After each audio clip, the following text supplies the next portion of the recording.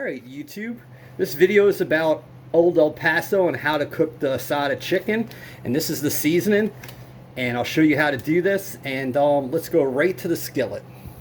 Alright YouTube, put your stove on medium, put in 1 tablespoon of oil and another tablespoon.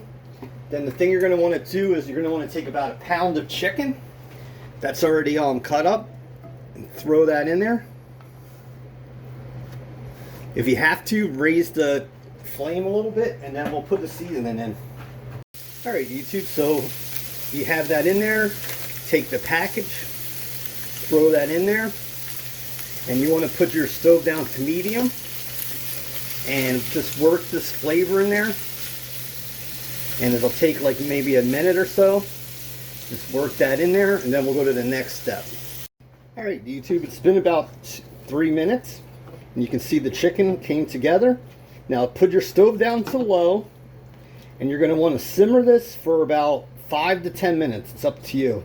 But look how that came together. And you didn't really have to do no work. See you at the end.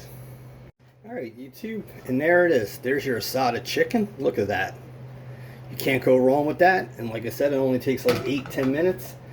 And that's with this Old El Paso street taco asada chicken. But it's that simple on how to cook it.